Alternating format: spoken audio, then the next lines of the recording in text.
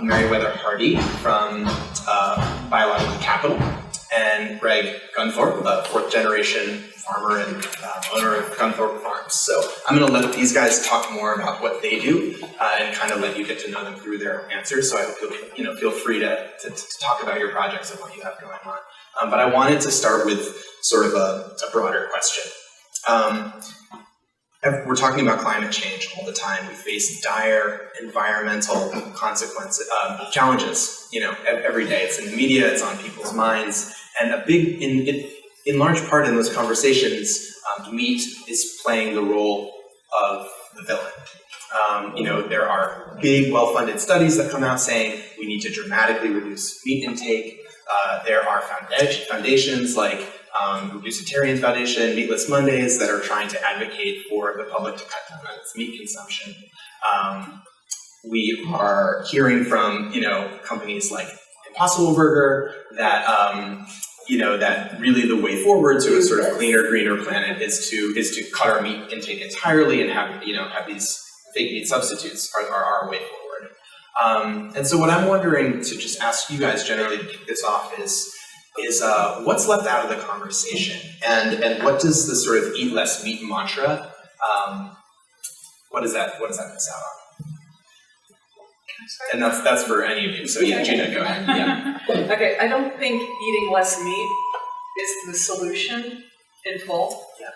I think eating less meat is not going to have is not going to lead to a systems change. Eating better meat, eating meat that's produced from a system that is regenerative, that sequesters carbon, the more you sell of that meat, the more of that system that you have. So I think it's buying meat that fits your values. And, I'm a big supporter of what Greg does and how he raises his animals and his product. So buying more of his product is going to create more of that system. Yeah, and I'd love to hear from you guys too, but just to kind of keep going with the way that this argument sounds, here's a quote from a 2018 report in the journal Nature. Greenhouse gas emissions cannot be sufficiently mitigated without ambitious dietary change towards more plant-based flexitarian diets. So even if we are changing the nature of the meat we're eating, do we need to eat less of it, or is it really about this conversation around changing the kind of meat we have access to? I personally don't believe that we ever have the correct discussions. In the United States, this discussion is all too often, are we going to eat meat or are we not going to eat meat, rather than how is meat raised, how it's processed, how it's handled, those choices of the system and the kind of production that we choose. And instead, we just keep talking about, I'm not opposed to anybody on how they want to choose to eat, but I think we have a handful of very, very vocal vegetarians in this country that tend to skirt that discussion immediately towards, are we going to eat meat, are we not going to eat meat? And by that, I believe that a handful of us win a few battles, but we are definitely losing the war. The overwhelming majority of meat, milk, eggs, and poultry in this country are raised in very large-scale confinement production. The independent traditional family farm has largely been wiped out of rural America. And we don't have those discussions because we talk about, are we going to eat meat or are we not going to eat meat? And, I offend people on both sides, and I feel like by doing that, I'm probably in the right place. But, because we probably actually do eat too much meat in the United States. I don't know that we do globally, but that we passed 90 pounds of chicken for every man, woman, and child last year. We're at 70 pounds on beef, close to 60 pounds on pork. That's probably not a diet that we should put 7.7 billion people on. We need to have a much more complex discussion than what we have right now, and we tend to do that on virtually everything in this country. I agree and echo both of your words, where I think we need to eat less meat better, and I think the conversation around how do we get more people to eat the meat that you're growing, and how do we get more companies to mimic what Applegate is doing, and I we are in a food crisis right now. We're losing 1% of our topsoil every year. And so for me, when we pit groups against each other that ultimately have the same goal of how do we grow food for the future of this world, how do we live lightly on this planet, what you're saying of even being so far kind of in one crowd of people or so far on the other, I wish those groups would be working together. And I think it's unfortunate when we have the extremes on either side that are ultimately think they're working towards the same goal. So I think we're eating too much meat as a society or a globe, and when you look at the future generations, if we continue to eat the same amount we are today and you add more people, we can't do that. So how do we do that in thoughtful ways? But I also think that animals and husbandry are a really important part of how we can build topsoil, how we can sequester carbon, and they're intrinsically tied to our history. And especially here in the West, they're a really important cultural part, and many places around the world, of how we've lived on this planet. Yeah. I think it's funny how we think like you're either a meat eater, a carnivore, or you're a vegetarian. You know, animals and plants have a symbiotic relationship in nature. It's only humans that separate them into these separate components. They have, intrinsically they work together. Yeah, I'm really glad you mentioned that actually, because that's sort of where I wanted to go next. One of the big, buzzwords in food right now, and at this conference especially, is regenerative agriculture. And people are really talking about this. It's sort of an incredibly powerful set of ideas that's still also a bit loosely defined. And I hope on this panel we can get a little more into how you define it and what the principles are. But it strikes me that one of the central principles of regenerative agriculture is that we should have diversified farms that have both, either pasture or have animals and, crops sort of, splitting up the land together, inhabiting the farmland together as opposed to just monoculture crops where there's no animals and then confinement facilities where there are no plants. And so I'm curious, but to hear, say, the, Impossible Foods tell it, we can just kind of take animals out of the equation and we'll all be happier and cleaner and more fair. What's wrong with that thinking? Why is diversified farming, where animals are included in the production of crops, are included in farmland, where pastures are being intelligently grazed? Why does that play such a crucial role in a vision of farming that is giving back more than it takes?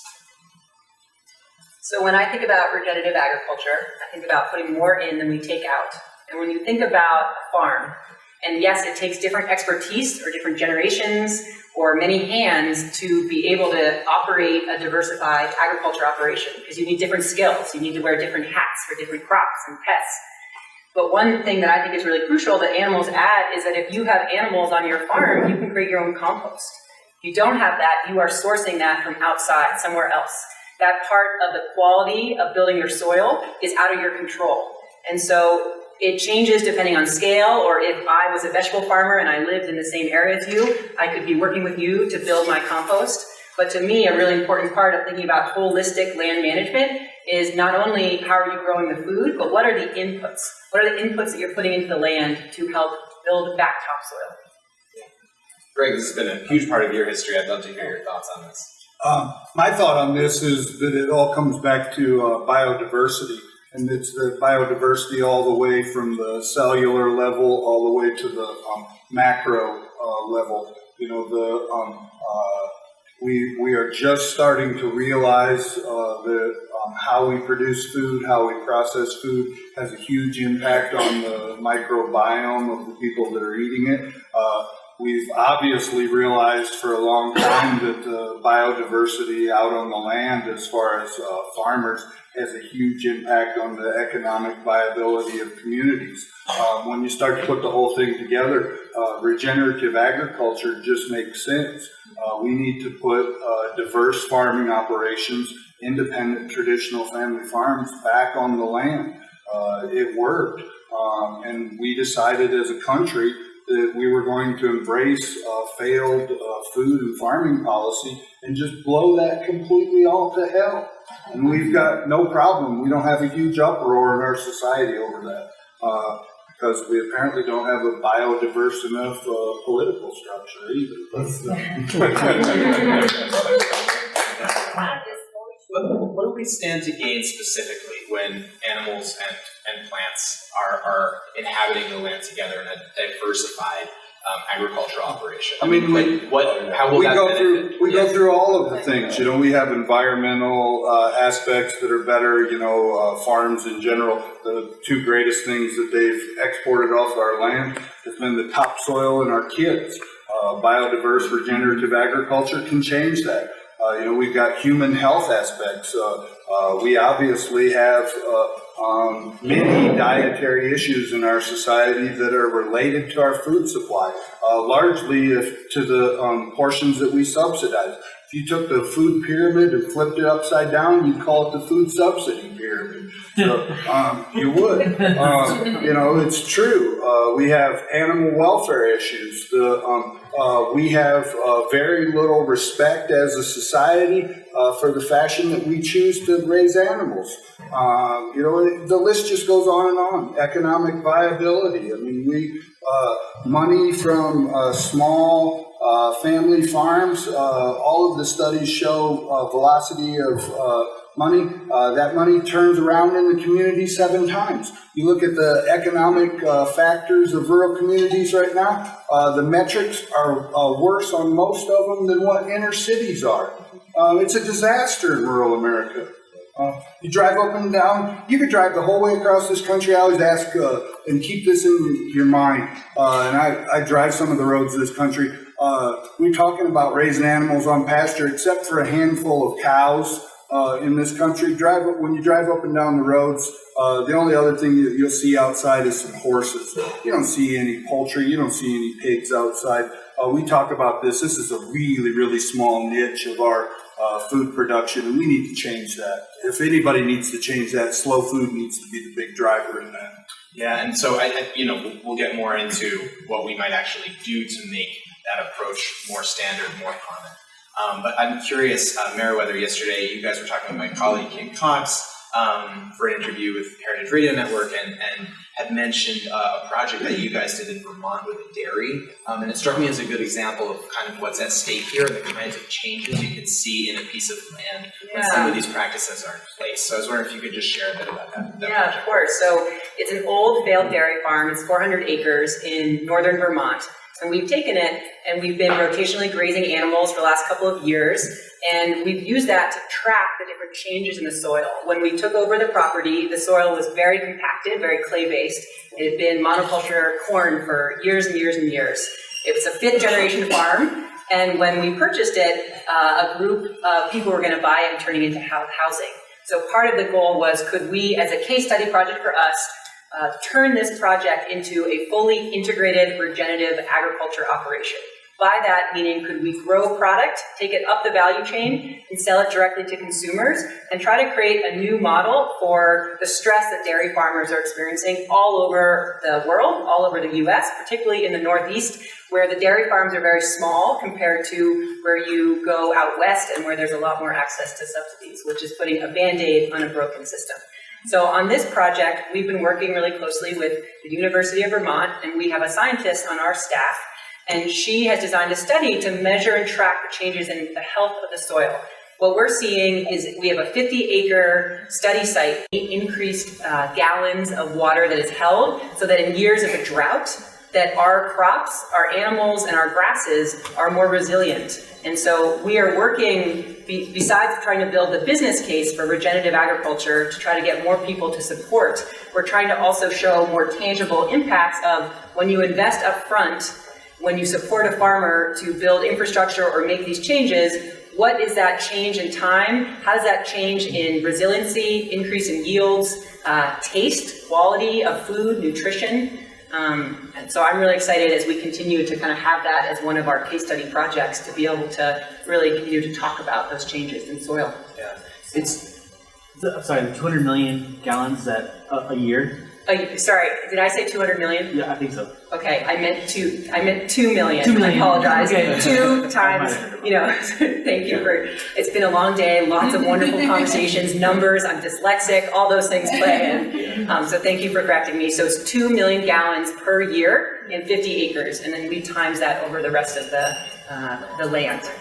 So thank you. So we have some general principles I think are kind of universally accepted about regenerative agriculture. One is, animals and plants on the land together, rotational grazing, sequestration of carbon, improvement of soil health. But it also strikes me that it's a term and buzzword that has a lot of potential for, misappropriation and greenwashing. And I'm curious how you all feel.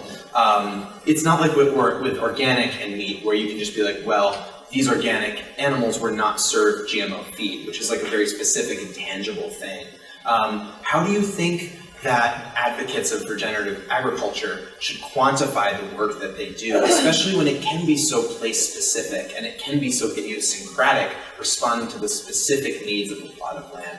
What are the ways that we can ensure that those who are using this terminology, are really rising to the occasion?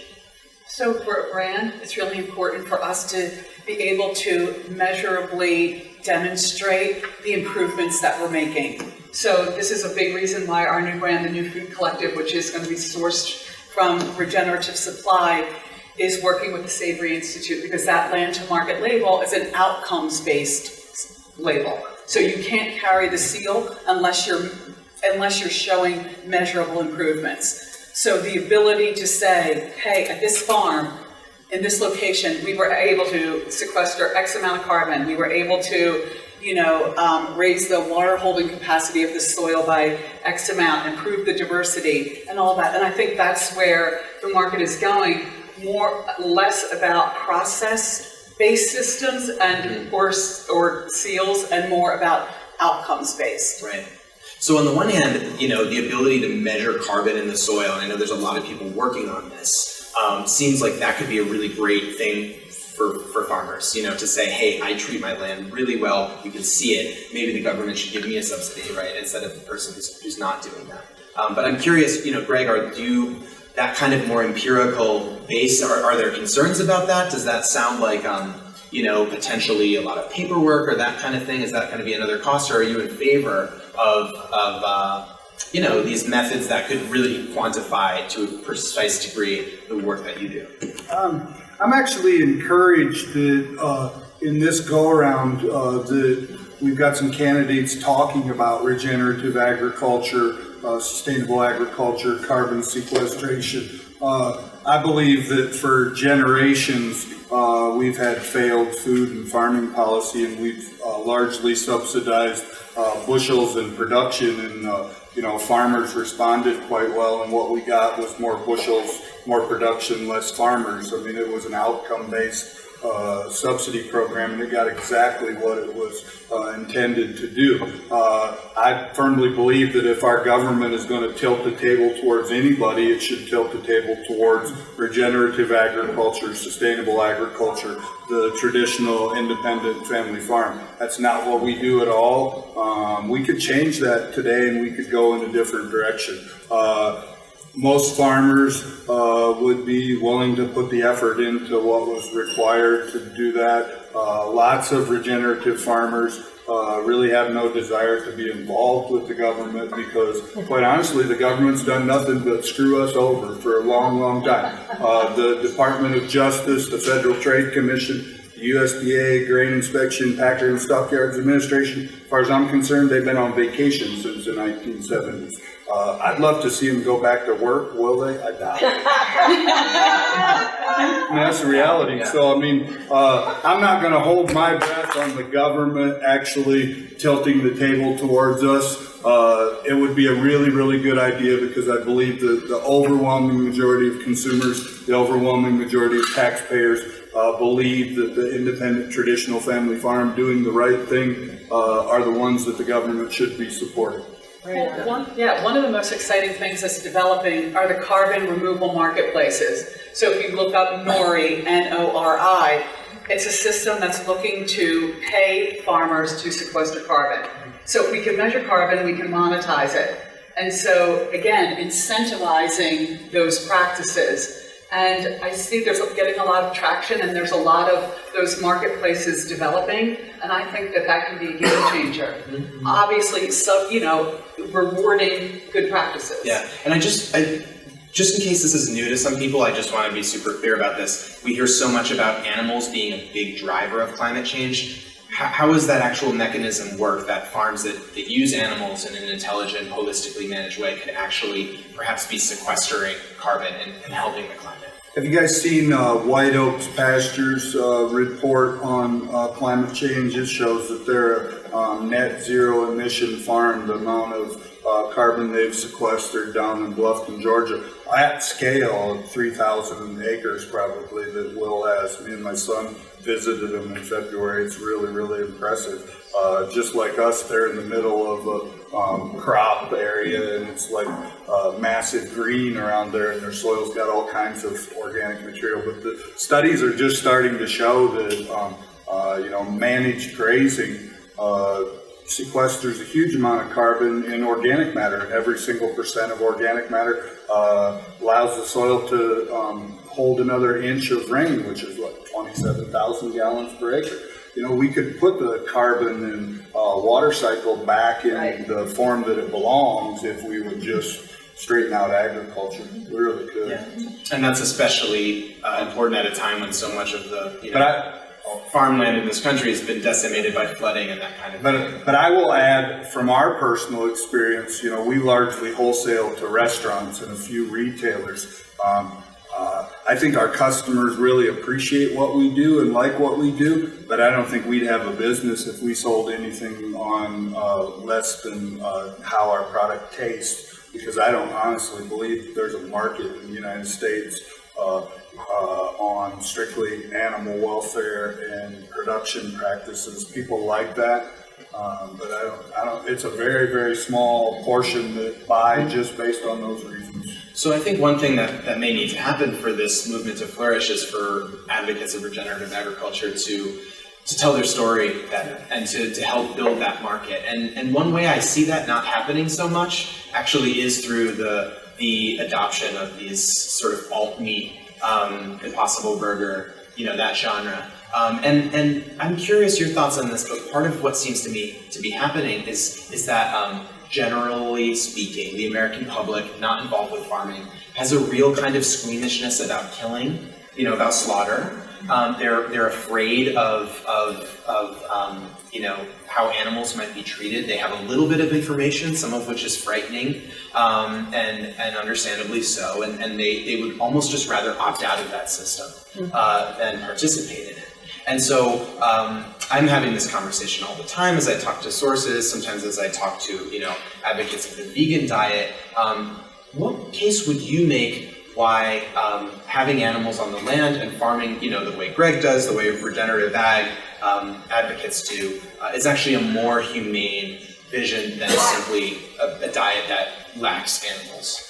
Can you make that case? I always tell people that I always invite people out to our farm, and we invite our customers out all the time, and we're probably one of the few places that have no issue whatsoever for bringing our customers out onto our actual kill floor. I figure if you're going to do something and you either can't watch it or you're afraid to show people, that probably gives an indication that there's something wrong. But the thing I always tell people is that, our pigs, chickens, ducks, and turkeys on the farm, if there wasn't a market for them, if people weren't consuming them, we obviously wouldn't be raising them. But I'll guarantee you beyond a shadow of a doubt that if you ask one of our pigs if they could talk, if they had a choice of living their life on our farm versus not living their life on our farm, even knowing that they're going to end up, that we're going to consume them, they choose, of course, that they're going to live their life because, they get to express their natural instincts. They get to live the life of a pig, a chicken, a duck, and a turkey.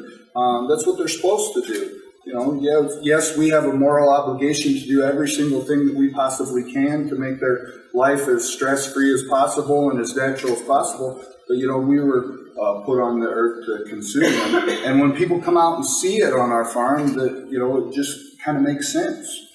Joe, I grew up on a farm in Vermont, and when I was really little, I got to name a couple of our sheep, and I named them Fork and some other, I'm forgetting now, but some other thing that was very obvious that I knew what was going to happen to them. And that's a privilege, I recognize, where not a lot of people get that sort of childhood. And to your point, I think it's so important to bring people out, to educate them, to show them how this can be. I also think it's really important to incorporate that into our more urban areas where a lot of people don't live with easy access, where they can see that on a film or read it through an article. And your work as a journalist is so important in that.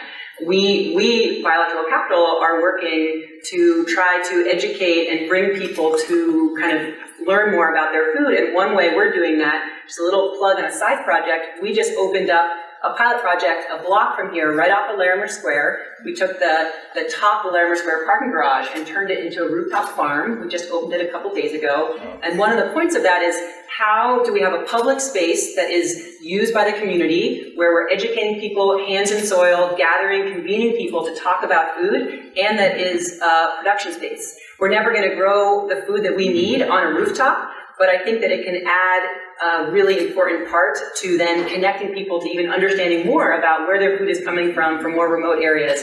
And when you could be in a restaurant in Larimer Square and perhaps eat greens or herbs from the rooftop of the parking garage nearby, it's also pretty cool. Joe, isn't there a huge amount of irony in the fact that industrial agriculture catches an awful lot of slack on how they raise animals now? And, you know, they told the world that they had to do this over efficiency. And you go back 2, 3, 4 generations ago, and everybody had a connection to a farm that raised some animals and understood that whole process. And we blew up that whole independent traditional family farm model. And they no longer have a connection with it, and they no longer really want how that happens. And it's like, it kind of really makes sense, but it is really ultimately very ironic, I think. Yeah. So it strikes me that one of the principles of regenerative ag is economic. It's that it leaves financial value in the communities and among the practitioners of it. And so let's talk about economics a little bit. And this is a panel about slow meat. You know, in these systems, animals often live longer than they do, you know, in the intensive, you know, quote unquote conventional systems. Because they live longer, they have more emissions. They require more feed. How can we make the case, you know, both economically and environmentally for animals who take more time and are on this planet longer and therefore also require more resources?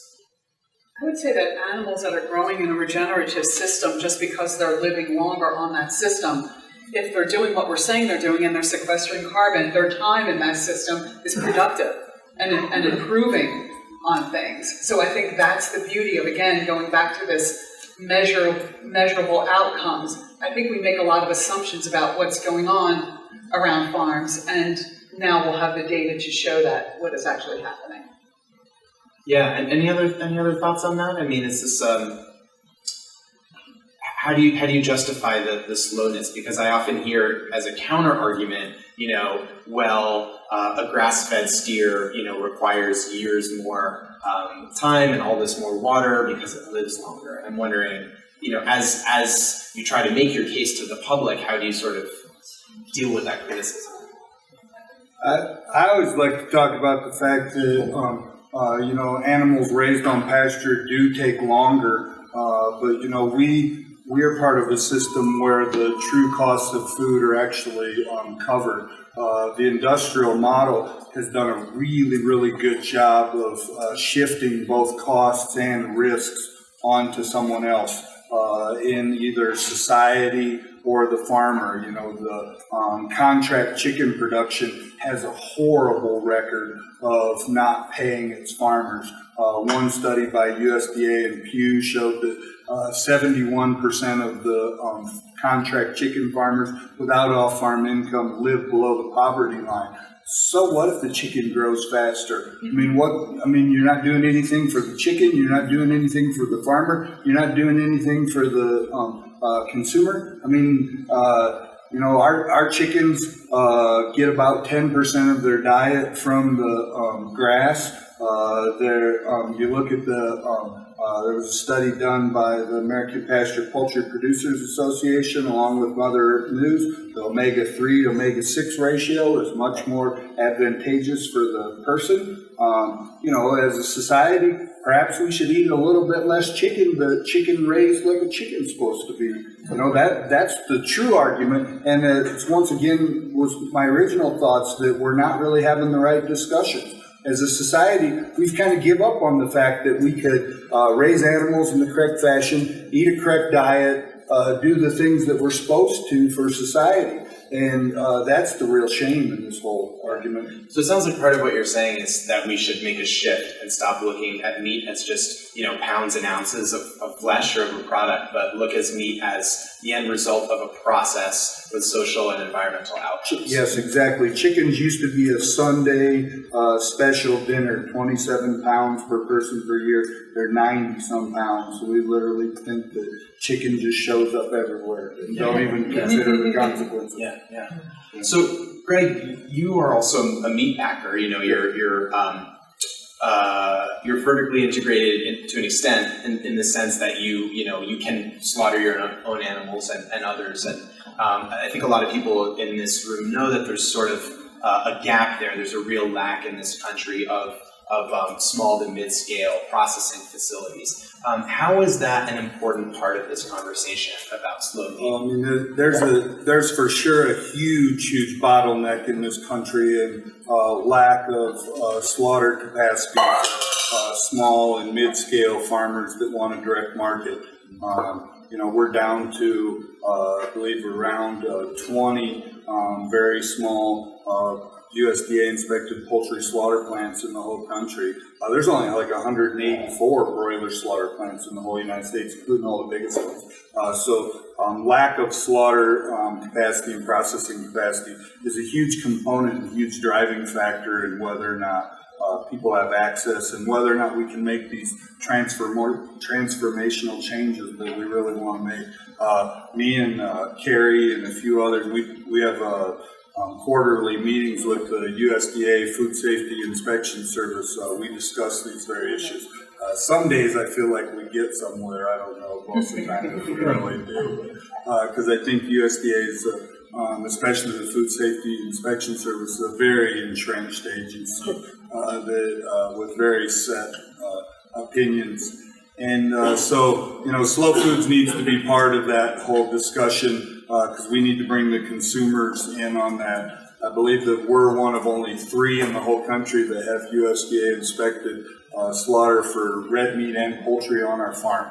In the United States, we should have more farms in this country that have red meat and poultry slaughter on our farms. I know there's a few others. Mike's got red meat slaughter on his ranch out in Kansas. There's a handful that have poultry slaughter.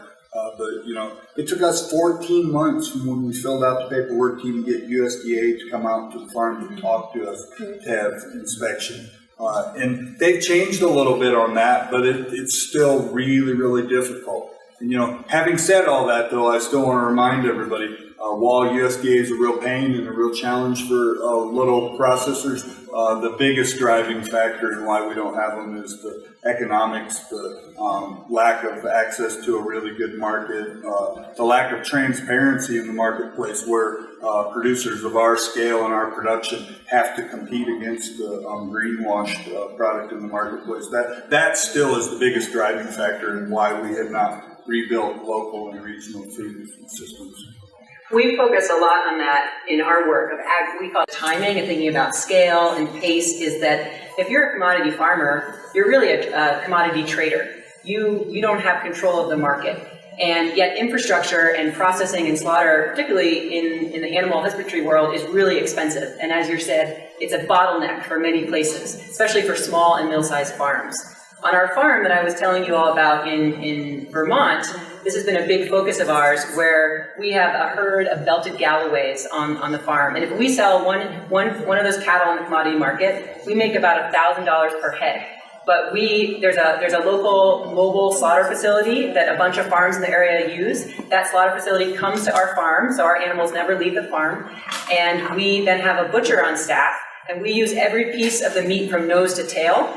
And we can get about $5,000 to $7,000 per head of value out of that same animal. But I acknowledge that it takes extra labor, it takes extra financing, and it takes extra infrastructure. So I am so impressed with the work that you have done, and one of our focuses is how do we help more farmers with this technical support and the financing to be able to take more of that control on their land versus being at the whim of another slaughter facility's schedule and quality. And I was just recently in the Bay Area, and many of the slaughterhouses in that area have shut down. So no matter how you raise your animals, no matter what beautiful pasture they were raised on, they all basically go to the same place to be slaughtered.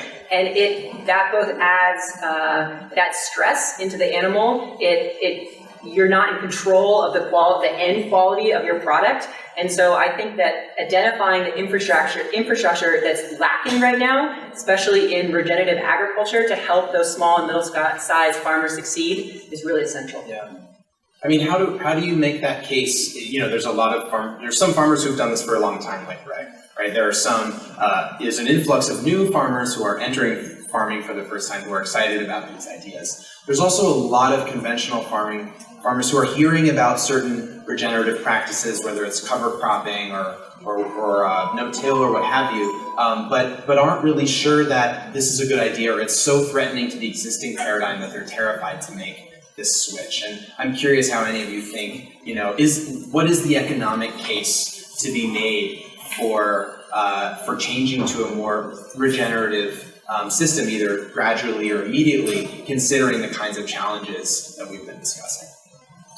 Speaking from a brand perspective, I think that if the brand is out there, educating people, driving demand for this, and is going to stand to benefit from it, then we cannot put the onus of responsibility on the farmer for making these changes. If we are going to benefit from this, then it has to be, the brand getting out there, they get the benefit. Revenue insurance programs, the bankers will tell you, get out of here. We're not going to listen to that. Well, you know what, Greg, I want to just clarify. When I say efficiency, I mean no waste. So I feel like if we can get a system that doesn't have waste in it, and right now, like finding a home for every aspect of the animal, right? But scaling and getting those efficiencies, meaning no waste, with keeping all of those principles intact, the system has to change, because we're not going to be sustainable, much less regenerative, if farmers are not resilient and that means economically viable.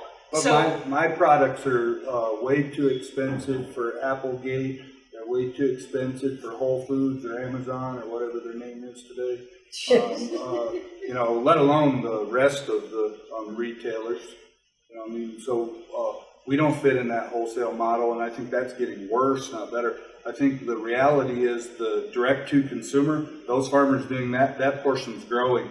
The wholesale market for farmers like me, for farmers like Will Harris, for farmers like Mike Calicrate, that market is going down because of the big players putting adjectives on their label and selling products into what we were the market for. That's dwindling. I mean, that's the reality. If you read all the publications and everything, you think it's going up. And I think direct to consumer, that is definitely growing. Wholesale markets for farmers are dropping fast. But I think, Greg, a lot of people, you have your own slaughter plant, and it's very different, and you're set up to sell direct to consumers, and I think that's the ideal way for telling your story and getting you the payment that you need for your production practices. But what I see is a lot of farmers coming to Applegate that don't have those slaughter plants, that want to be in some kind of system and want to get some kind of value for what they're doing. Right now, they're selling their product into the commodity system. So I think that that's where we can come in as an Applegate and say, okay, here's how we can, put you into another, processing plant like ours, drastically reduce your cost from shipping your animals all the way across the country, right, and things like that. But I think your setup is, more what I found much more unusual. Like you said, there's 3, slaughter plants they have both poultry. That are having both poultry. Yeah, I find mostly everyone that comes to us is light years from even where you're at.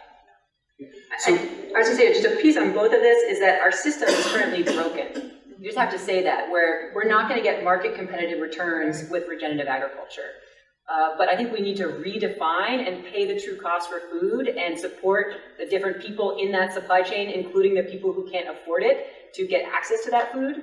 And I think that, or I know that we as a society, even though regenerative is taking off right now as a word, we're still addicted to extractive models. And so part of this is we have to redefine through education, through technical assistance, and many other through policy. And I think so that both ends of the spectrum and what you guys are talking about is really goes back to what's happening right now isn't working. And I think different companies and farmers will get into regenerative-like practices for very different reasons. Some of it is just to secure their future supply, because that supply and currently how we're farming is completely at risk. We have time for maybe a question or two more before we open up to you guys, but just on that topic, and I think you're absolutely right, it's about shifting the definition and shifting consumer perception of what you're actually paying for, when you buy from somebody like Greg. You're not just getting some meat, you're getting people who have good work, and you're getting animals who have a good life, and you're getting a plot of, soil that is healthy and can withstand a certain amount of, damage from natural disasters. You're getting so many different things. But I'm also curious, can this model scale, or is that not even the goal? Like, if enough people are able to kind of, make the switch to this vision for production, will there be efficiencies realized there, in terms of bringing the cost down? Or is it always going to be, and is the beauty of it that it's sort of decentralized and place-specific and highly local? And if so, does that mean that there will always be this challenge around price? I'm just curious to hear how you guys think about that. Well, my vision for how I see this playing out with the New Food Collective and with our regenerative platform is regionalized supply chains. So I don't know, the centralized, massive system, it's never going to get to that scale or be that kind of scale. In other words, scale is being reimagined. It's not going to be centralized. It's going to be more diverse and more regionalized. And I think that's a healthier food system in general. Yes. Yeah. Any other thoughts on that question? I think that history shows that we could produce food in a responsible manner with the independent traditional family farm, and I'd suggest you take a look at the National Pork Producers data. In 1979, we had the same number of sows as what we had in this country in 2012. The only difference, we had 90% less farmers in 2012 raising hogs than what we did in 1979. If there was a market for it, I guarantee you we'd have farmers. We have my county, we have, I believe it's either 4 or 5 conventional dairy farms left in my county. Used to be hundreds of them, but we have about 158 dairies in my county. The rest of them are all organic dairies for either Horizon or Organic Valley. There's a few of them that started up, but mostly those transitioned because that was their means of survival. So if there was a market, we'd have a bunch more dairy farms, and we'd have a bunch of hog farms. There was hog farms all over in our county. They'd come back if there was a market for it. So we could feed the world. That's not a valid argument. We've fed the world. We'd continue to feed the world with farmers if farmers were just respected and paid. Okay, last question, and we'll just work through this quickly and then open it up. What is the one thing you would change about the American food system? Maybe it's a policy change, maybe it's some other kind of change that would allow this vision for slower meat to become a reality. Gina, can I put you on the spot? Or you can all think, and whoever wants to go first. I do feel strongly about investing. Has there been a marketing campaign that you feel has been most successful? I want to say, look what the Food Network did to chefs, or for chefs. No one knew the name of a chef 30 years ago, but they changed all of that. And we need those cultural, levers like that. I would love to do a documentary or docu-series with Netflix, with the same folks that have done The Chef's Table with all this interest around food, not talking about regenerative agriculture, talking about food and pleasure and flavor, because that's the primary difference between food that's raised this way and the conventional system. So I think we have to meet people where they're at, and where they're at is enjoying food, not understanding the microbiology of the soil. down the road maybe, but it's like when you start with flavor and say, here's how that flavor got made, for lack of a better term. And really putting, let's make farmers the new rock stars. We've done it with chefs, and now it's taking that a step back to the source. Yeah. Speaking of chefs, what do all of you think the role of chefs in restaurants are in moving the slow meat agenda, as you described it from your various perspectives forward? What do they do well that help your causes, your beliefs? What do you wish that they would do more of or less of in their businesses to help each of you?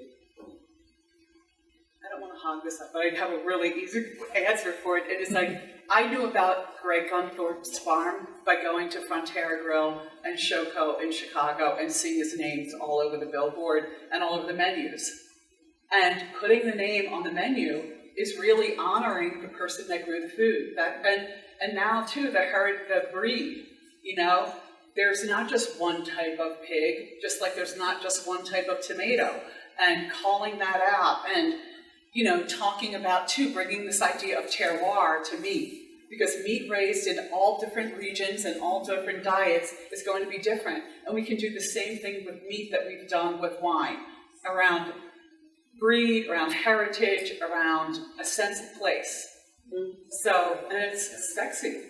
And I'll add that in my experience, if the name's not on the menu, then the food's probably coming off the Cisco truck. At least some of the time, right? Because if you have these relationships and you're really prioritizing them, you want to talk about them. I mean, chefs who really work hard to have supplier relationships, direct supplier relationships, they want to just scream it, to the hills. So I think that's a really good indicator of our restaurants' practices a lot of the time. 100%.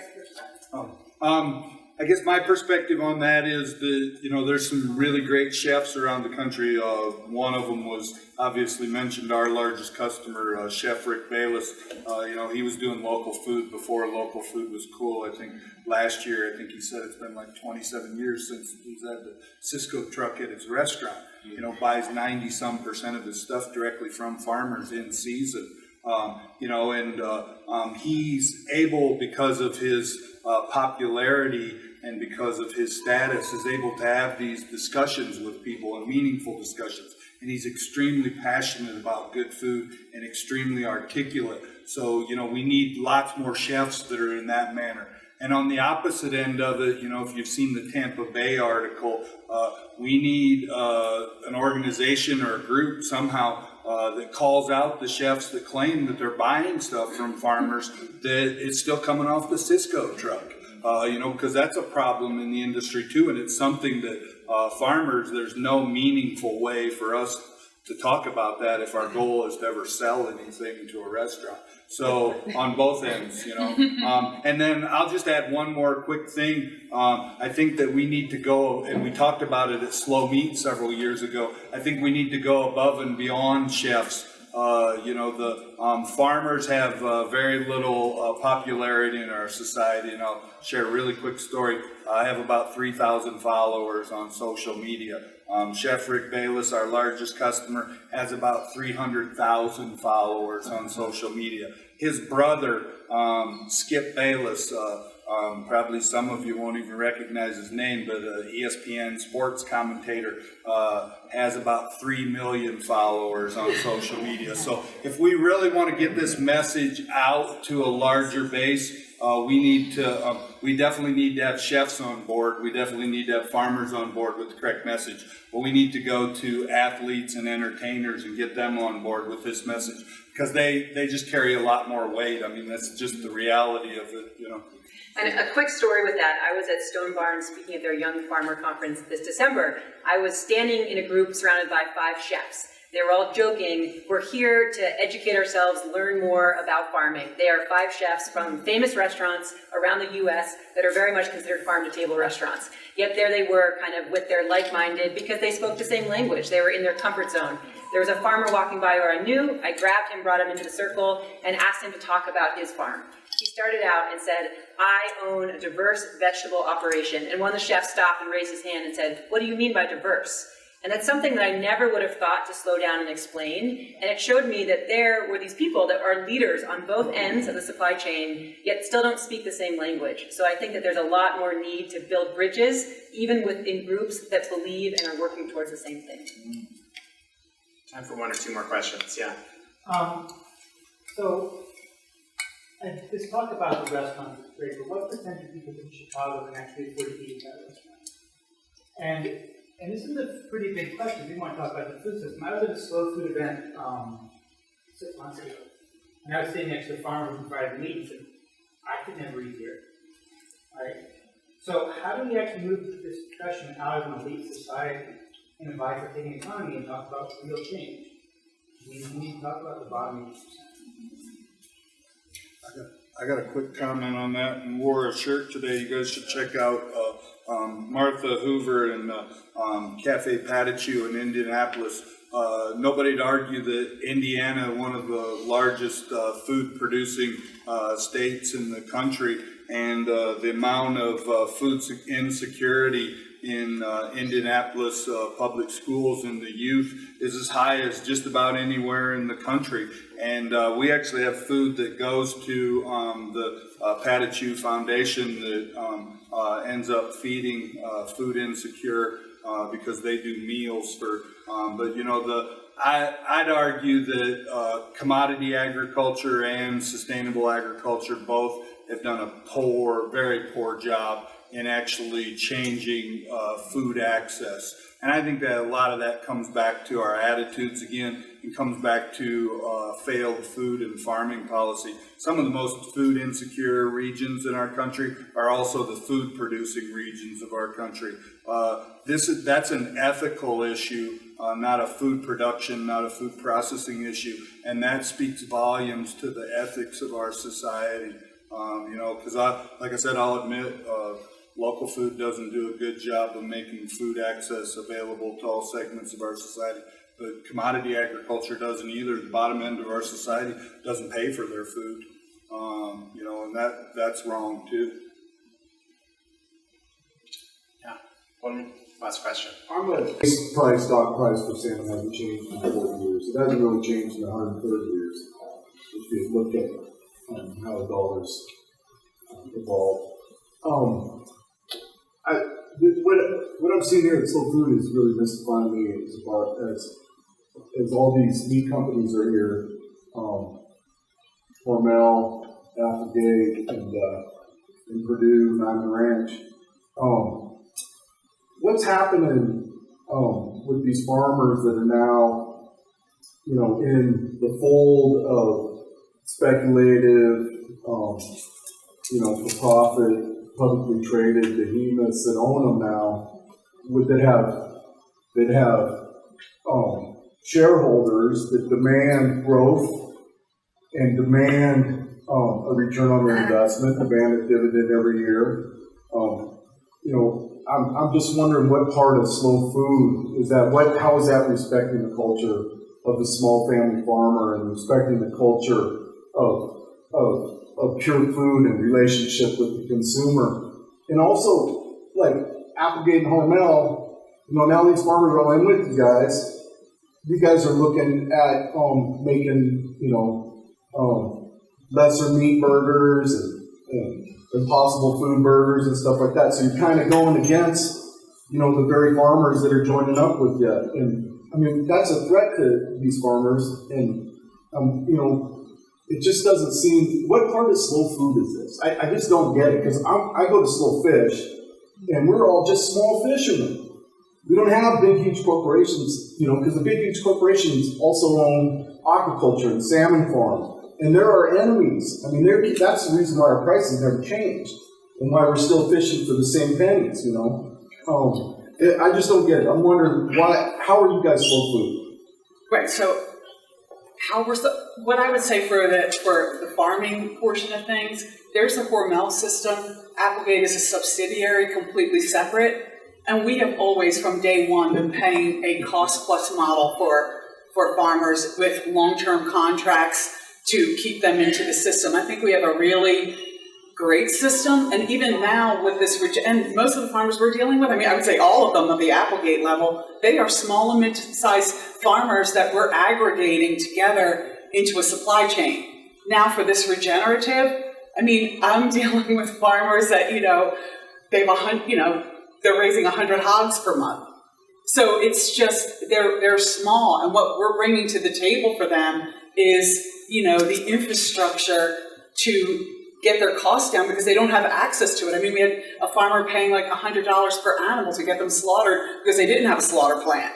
So if we can even make that half, we're helping them sell their product. We're finding outlets for, you know, the whole animal. So I think, you know, I understand where you're coming from. Are we slow food? We're local? No.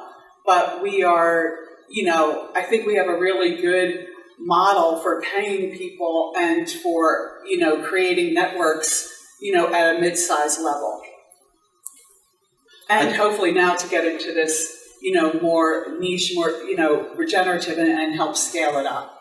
But the other thing, I just want to add one more thing. The other beauty of what you said is investors and shareholders are looking at more than just profits anymore. You can't be a company that's just purely profitable. You're not going to sell to anybody. That's the beauty of this marketplace. This is that millennials are the most socially, environmentally conscious generation of our time. For you to be a company that's viable in 2019, you better have a story to tell that's you're moving the ball somewhere, better environmental practices, all that. They show up at these meetings demanding to know, you know, what you're doing to improve things. It's not just about profit anymore, and that's a good thing. I think that's all the time we have. So thank you guys so much. Please give her a round of applause. We'll keep this conversation going. There's obviously so much more to talk about, and I believe that Slow Food has given us half an hour to just kind of mingle and talk if you want to, but is somebody here who can tell me where exactly that's happening? That's downstairs.